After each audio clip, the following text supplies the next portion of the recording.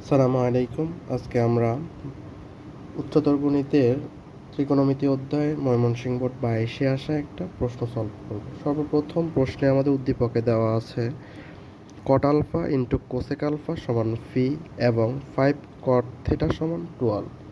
প্রথম প্রশ্ন বলছে কোনো ত্রিভুজের কোণগুলোর অনুপাত যদি 2:5:8 হলে বৃহত্তম বৃত্তীয় কোণের মান কত? তার মানে আমরা জানি কোণের পরিমাপ করা হয় দুইটি পদ্ধতিতে, একটা হচ্ছে ষাটমূলক পদ্ধতি আর একটা হচ্ছে বৃত্তীয় পদ্ধতি। তো বৃত্তীয় পদ্ধতি মানে হচ্ছে রেডিয়ান এককে আমরা মান দেখাবো। তা আমাদেরকে প্রশ্ন বলছে বৃহত্তম কোণের মান বৃত্তীয় এককে মানে হচ্ছে রেডিয়ান এককে দেখাতে বলছে। সর্বপ্রথম অনুপাত দেওয়া থাকলে আমরা কোণগুলোকে একটা মান ধরে নেব, যেমন এক্স চলক হিসেবে ধরে নেব। তাহলে তিনটা কোণ যথাক্রমে আমরা লিখতে পারি তিনটি কোণ যথাক্রমে, যেহেতু 2 অনুপাত তাদের 2x, পরেরটা হচ্ছে 5, তাহলে আমরা লিখতে পারি 5x, এর পরেরটা হচ্ছে 8x। আমরা তিনটা কোণের অনুপাত থেকে এটা চলক দিয়ে ধরে নিচ্ছি।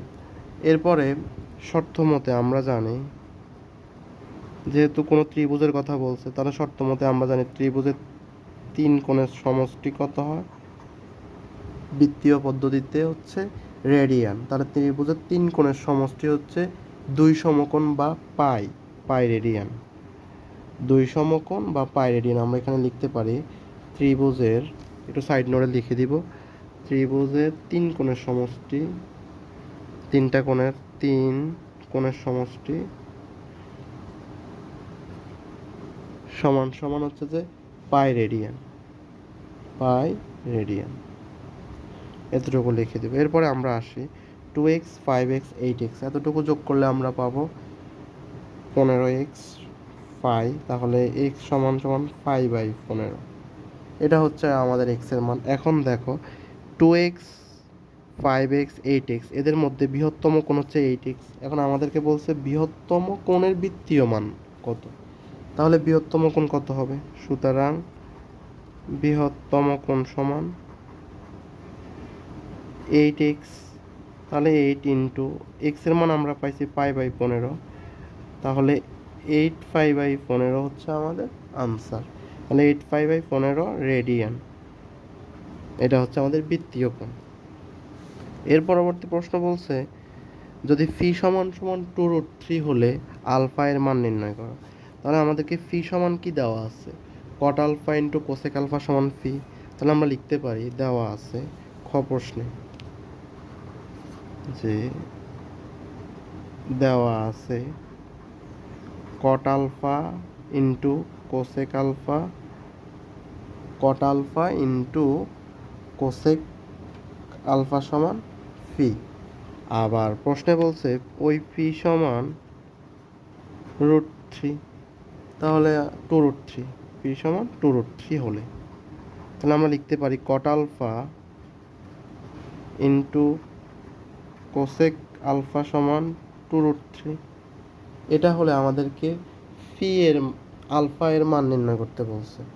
তো এর পরবর্তীতে আমরা কট থিটার সূত্র কি জানি, কট থিটা সমান সমান আমরা জানি cos theta by sine theta, আর কোসেক থিটা সমান সমান আমরা জানি 1/sin থিটা। কোসেক থিটা সমান 1/sin থিটা, তাহলে আমরা সূত্রগুলো এখানে বসাতে পারি। কট আলফা তাহলে আমরা cos alpha by sine alpha বলতে পারি, cos alpha by sine alpha.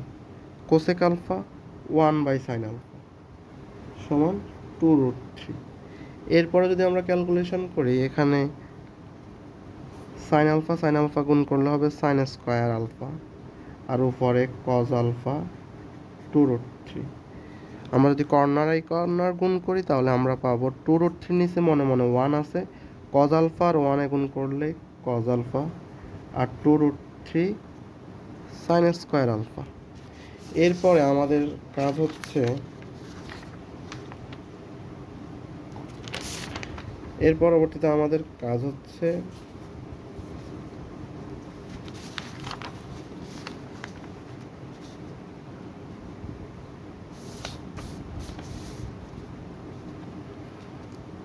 সবগুলারে হয়তো আমরা সাইনে কনভার্ট করব, সাইন আলফা থাকবে, আর নয়তো বা সবগুলো আমরা কজ আলফাতে রূপান্তর করব।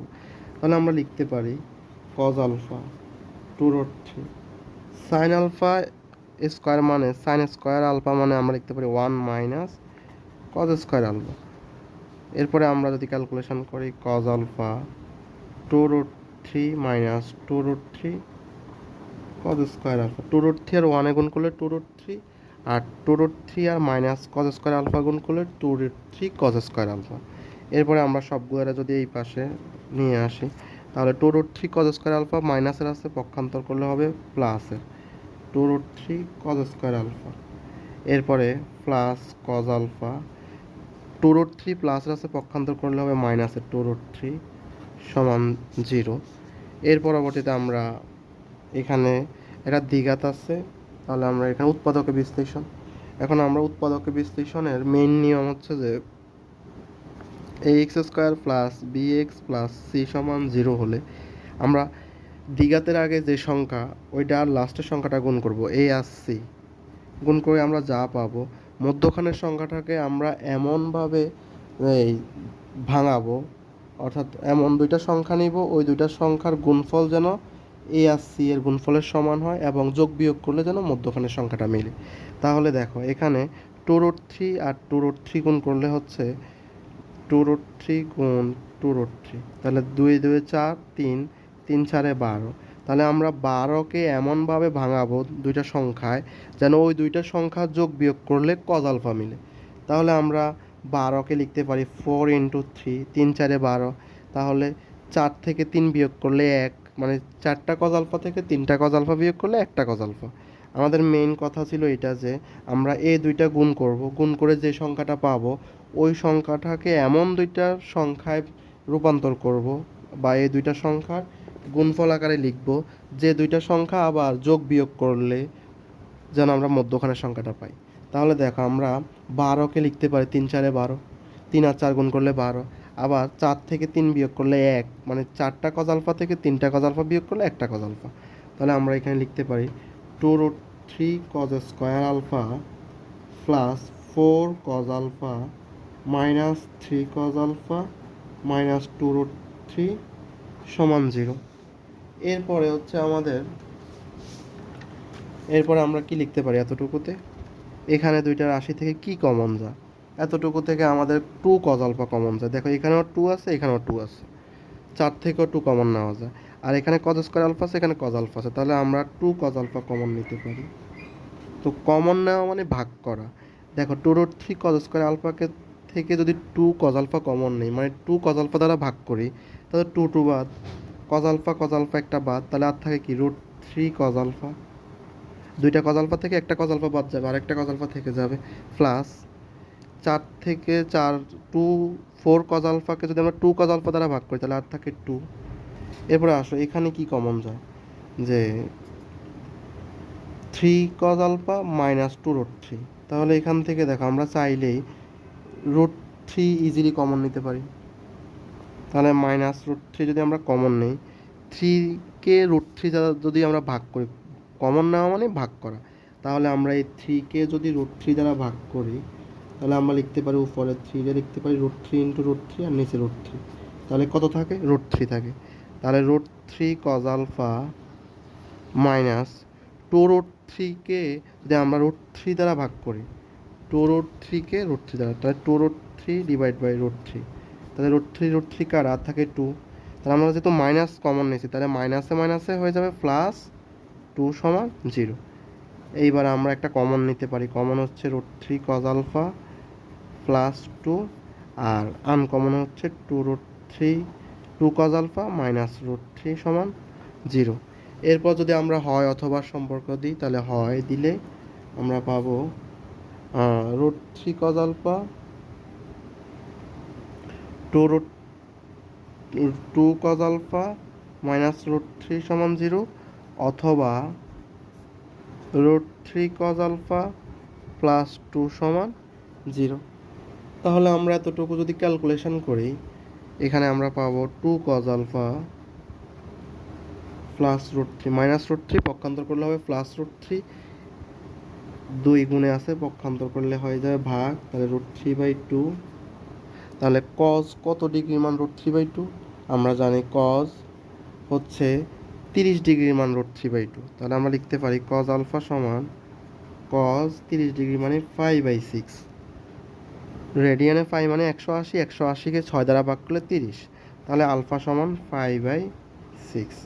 এরপরে এখানে আমরা ক্যালকুলেশন করলে √3 কজ আলফা সমান -2, তাহলে কজ আলফা সমান -2/√3।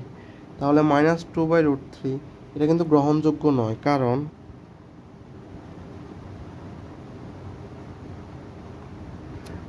আমাদেরকে প্রশ্নে একটা শর্ত দিয়ে দিছে। শর্তটা হচ্ছে থিটার মান হবে 0 ডিগ্রি থেকে আলফার মান বড়, 5/2 থেকে ছোট। তো যেহেতু এখানে মাইনাস চলে আসছে, মাইনাস মানে এখানে স্থূলকোণ চলে আসবে। আমরা জানি পজিটিভ মান আসলে এখানে সূক্ষ্মকোণ, মানে 0 ডিগ্রি থেকে 90 ডিগ্রির মধ্যে।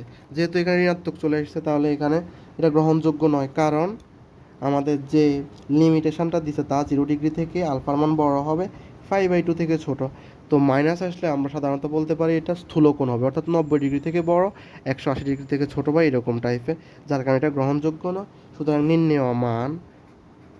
নির্ণেয় আনসার হচ্ছে আলফা সমান 5/6। তাহলে এতটুকু বোঝা গেছে। এর পরবর্তীতে প্রশ্ন আমাদেরকে কি বলছে? এরপরের প্রশ্ন আমাদের বলছে যদি সাইন থিটা সমান সমান ঋণাত্মক হয়, যদি সাইন থিটাটা যদি কি হয়, ঋণাত্মক হয়, তাহলে প্রমাণ করা যে cos theta minus sine minus theta divided by sec minus theta plus tan theta. তাহলে আমাদেরকে এই মানটার এইটার মান বের করতে বলছে 51/26। তো সর্বপ্রথম আমাদেরকে কি দেওয়া আছে উদ্দীপকে? গড় ক্ষেত্রে আমরা লিখতে পারি 5 কট থিটা সমান 12। তাহলে আমরা এখান থেকে লিখতে পারি কট থিটা সমান 12/5। তো কট থিটা যদি 12/5 মানে কি? কট থিটা ধনাত্মক, কট থিটা ধনাত্মক। এখন আমাদের প্রশ্ন বলছে সাইন ঋণাত্মক। তো সাইন ঋণাত্মক মানে কি? আমরা যদি কোয়াড্রেন্ট চিন্তা করি, এখানে হচ্ছে সবগুলো পজিটিভ অল, এখানে হচ্ছে যে স্টুডেন্ট, স্টুডেন্ট হলে সাইন কোসেক ধনাত্মক, টেক এখানে হচ্ছে টেন পজিটিভ, টেক মানে হচ্ছে টেন কট পজিটিভ, আর এখানে হচ্ছে যে স্যাক কস পজিটিভ, আর সবগুলা ঋণাত্মক। অল মানে এখানে সবগুলো পজিটিভ। আর অল স্টুডেন্ট, স্টুডেন্টের সাইন, স্টুডেন্টে অ্যাস আছে, তাহলে আমরা বলতে পারি এখানে সাইনের বিপরীত কোসেক, সাইন কোসেক পজিটিভ। এখানে টেক মানে ট্যান কট পজিটিভ, এখানে স্যাক কোসেক পজিটিভ। তাহলে আসো, প্রথমত আমাদের বলছে কট থিটা সমান সমান 5/12 আর সাইন থিটা ঋণাত্মক। তাহলে সাইন কিন্তু ফার্স্ট কোয়াড্রেন্টে পজিটিভ, সেকেন্ড কোয়াড্রেন্টেও পজিটিভ, তাহলে অবশ্যই এটা থার্ড কোয়াড্রেন্টে সাইন থিটা। তাহলে আমরা বলতে পারি কট থিটা ধনাত্মক। দেখো এখানে দেওয়া আছে কট থিটা সমান সমান 5/12, 12/5। তাহলে কট পজিটিভ, 12/5 অবশ্যই একটা পজিটিভ নাম্বার। তো কট পজিটিভ কোন কোয়াড্রেন্টে? First third কোয়াড্রেন্টে। তাহলে আমরা বলতে পারি কট পজিটিভ এবং সাইন নেগেটিভ, সাইন নেগেটিভ। সুতরাং এটি হচ্ছে যে তৃতীয় কোয়াড্রেন্টে বা তৃতীয় চতুর্ভাগে। সুতরাং এটি তৃতীয় চতুর্ভাগে অবস্থান করে। আমরা বলতে পারি এটি তৃতীয় চতুর্ভাগে অবস্থান করে। এখন আমরা তৃতীয় চতুর্ভাগে বাকি যে আমাদের cos theta, sine theta, sec theta, tan থিটার মান বের করতে বলছে, ওইটা বের করে আমরা ক্যালকুলেশন করব। এখন আসো আমরা লিখতে পারি এতটুকুতে যদি আমরা ক্যালকুলেশন করি সমকোণী ত্রিভুজ দিয়ে, এটা যদি হয় অ্যাঙ্গেল, থিটার মান থিটা বরাবর সামনে এটা হচ্ছে লম্ব, আর এটা ভূমি, এটা অতিভুজ। তাহলে কট থিটা মানে আমরা কি জানি? ট্যান থিটা মানে জানি লম্ব বাই ভূমি। তাহলে কট থিটা হবে কি? ভূমি বাই লম্ব। তাহলে ভূমি কত? 12, লম্ব কত? 5। আশা করি আমরা বুঝতে পারছি। এরপরে আসো, তাহলে আমরা অতিভুজের মানটা কিভাবে পাবো? অতিভুজ আমরা ধরে নিলাম এটা আর, তাহলে অতিভুজ আর সমান সমান কি হবে? √অফ লম্ব স্কয়ার যোগ ভূমি স্কয়ার। তাহলে হচ্ছে যে 25 প্লাস 12 144 সমান 169 13। তাহলে আমরা এই অতিভুজের মান পাইছি কত? 13। তাহলে আমরা এখন আমাদেরকে বের করতে হবে যে এই প্রমাণের জন্য আমাদেরকে কস থিটার মান লাগবে, সাইন থিটার মান লাগবে, সেক থিটার মান লাগবে, ট্যান থিটার মান লাগবে। এখন আসো আমরা কট থিটা সমান যদি 12/5 হয়, তাহলে ট্যান থিটা সমান কত হবে? ট্যান মানে কি জানি আমরা? লম্ব বাই ভূমি। তাহলে লম্ব কত? 5, ভূমি কত? 12। শেষ। এরপরে আসো কস থিটার মান লাগবে। কস থিটা সমান সমান আমরা কি জানি? ভূমি বাই অতিভুজ। এখানে ভূমি কত? 12, অতিভুজ কত? 13, তাহলে 12/13। এরপরে আসো সাইন থিটা লাগবে। তাহলে সাইন মানে কি আমরা? লম্ব বাই অতিভুজ। লম্ব কত? 5, অতিভুজ কত? 13। এরপর আসো সেক থিটা লাগবে। তো আমরা কস থিটা মানে কি জানি? ভূমি বাই অতিভুজ। তাহলে সেক থিটা সমান সমান কি হবে? অতিভুজ বাই ভূমি। তাহলে অতিভুজ কত? 13, ভূমি কত? 12। তাহলে আমরা আশা করি সবগুলা মান পাইছি। এখন আমাদেরকে হিসেব করতে হবে যে এই থার্ড কোয়াড্রেন্টে থার্ড কোয়াড্রেন্টের ক্ষেত্রে আমরা ট্যানের মান জানি পজিটিভ, সাইনের মান নেগেটিভ, তা আমাদের প্রশ্নে দেওয়া আছে। তার মানে এখানে একটা মাইনাস হবে, কারণ প্রশ্নেই বলছে সাইন থিটা ঋণাত্মক, তাহলে এখানে মাইনাস হবে। এখন আসো তৃতীয় কোয়াড্রেন্টে কস থিটাও তো নেগেটিভ, কারণ অল স্টুডেন্ট টেক মানে ট্যান কট বাদে সবই তো নেগেটিভ, তাহলে কজও কী হবে? নেগেটিভ হবে। কস যদি নেগেটিভ হয় তাহলে সেক কী হবে? সেকও তো নেগেটিভ হবে।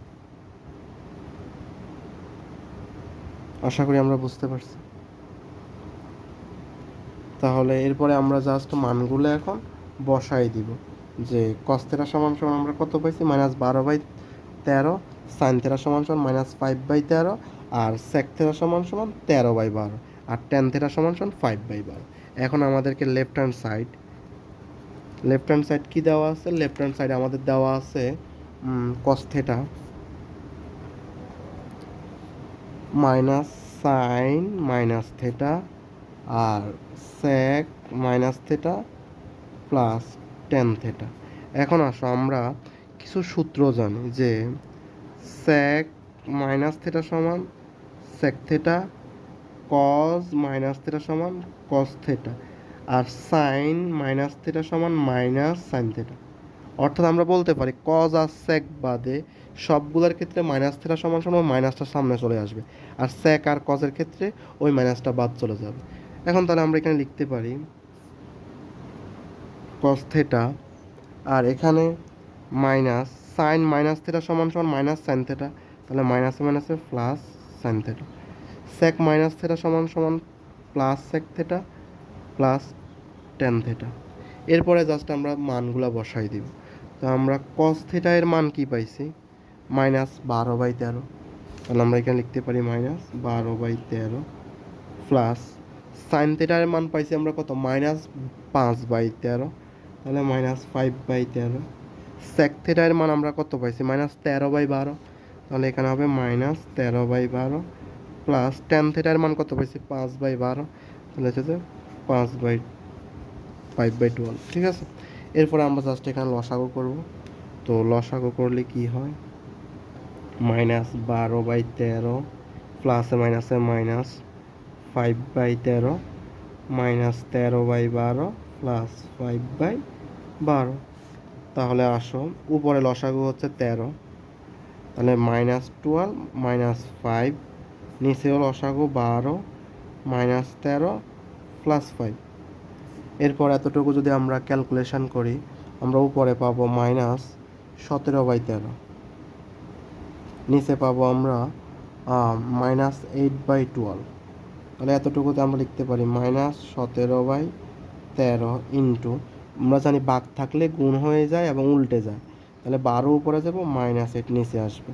এরপরে এই মাইনাসে মাইনাসে প্লাস হয়ে যাবে, 17 আর 12 এতটুকু আমরা গুণ করব, আর 13 আর 8 গুণ করলে আমরা এতটুকু ক্যালকুলেশন করলে পাবো উপরে 51 নিচে 26, যা আমাদেরকে দেখাইতে বলছে। সুতরাং প্রমাণিত।